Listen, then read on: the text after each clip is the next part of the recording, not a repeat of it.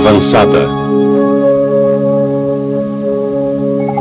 Configuração eletrônica e ligações.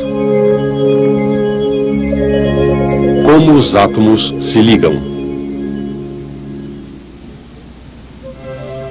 Por que os átomos reagem um com o outro de tantas maneiras diferentes?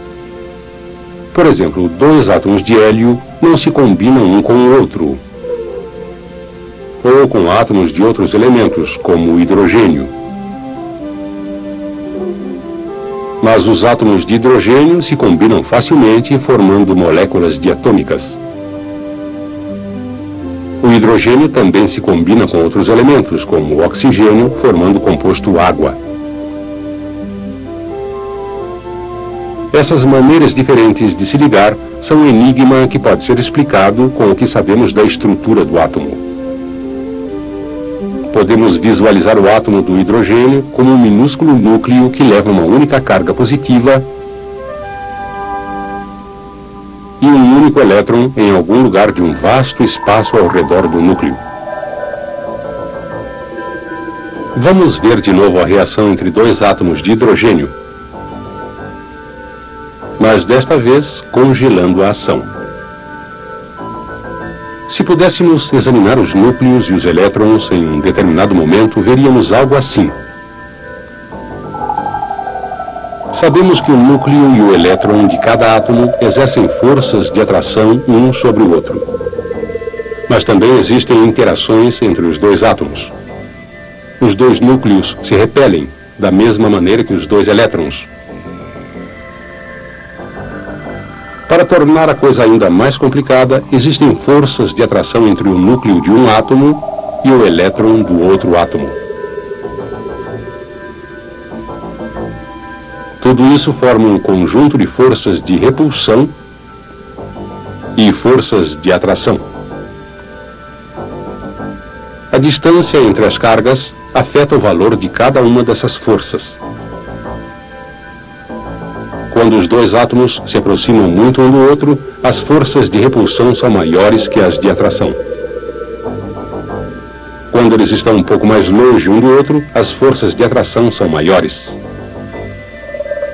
Para o hidrogênio, as forças de atração e de repulsão se equilibram quando os átomos estão razoavelmente perto um do outro. A esta distância, em que a atração é igual à repulsão, os átomos estão tão próximos que acreditamos que eles estão compartilhando elétrons em orbitais superpostos. Se pudéssemos observar os elétrons em vários momentos, poderíamos ver isto, ou isto,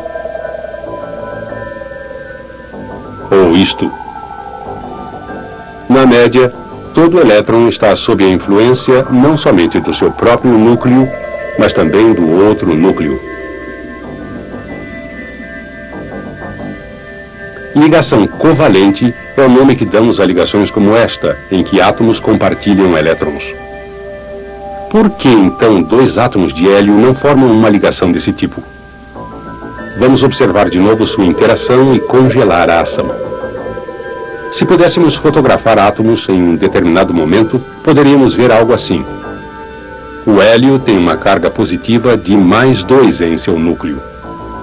Cada núcleo de hélio tem 2 elétrons associados ao mesmo, ambos no mesmo nível de energia.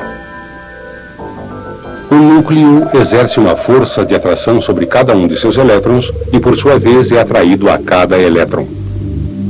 Os elétrons no interior do átomo se repelem. Novamente, existem forças de interação entre os átomos. Os dois núcleos se repelem e o mesmo acontece com os elétrons. Os elétrons de um átomo são atraídos pelo núcleo do outro e vice-versa. O valor das forças é determinado pelo tamanho das cargas e pela distância.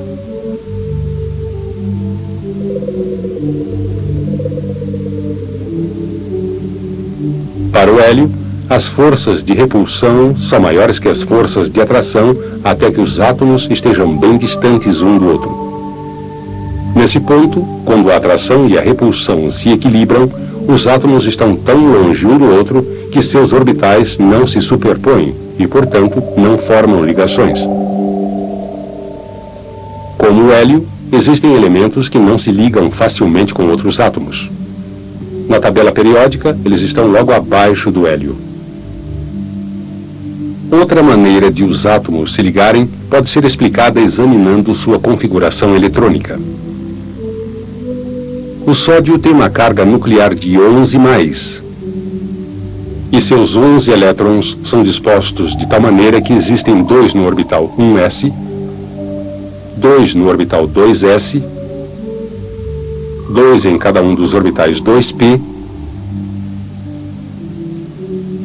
e finalmente 1 no orbital 3s, que é a chave para o comportamento de ligação do sódio.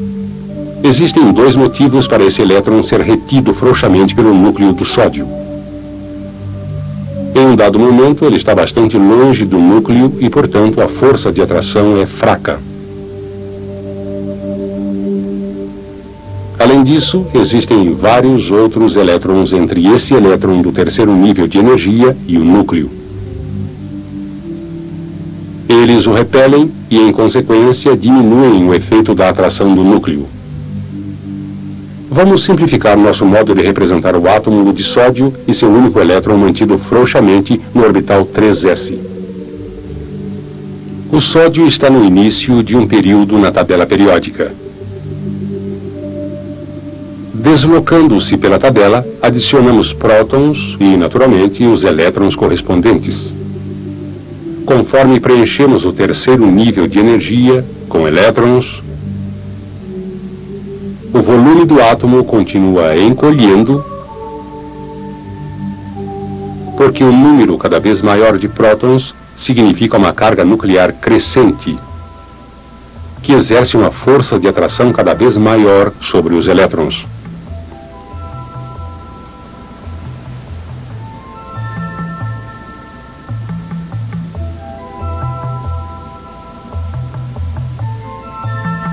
Assim, os 7 elétrons externos do átomo de cloro são retidos fixamente pelo número maior de prótons no núcleo. Isso comparado com o átomo de sódio, que tem menos prótons exercendo menor atração em um único elétron retido frouxamente. O que acontece se um átomo de sódio se aproximar de um átomo de cloro?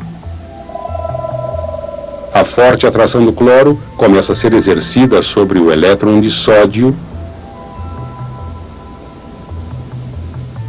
retido frouxamente até que a atração mais fraca do núcleo do sódio por seu próprio elétron seja superada. Essa ação resulta em uma transferência de um elétron, transformando o cloro em um íon negativo, devido à carga negativa adicional do elétron capturado.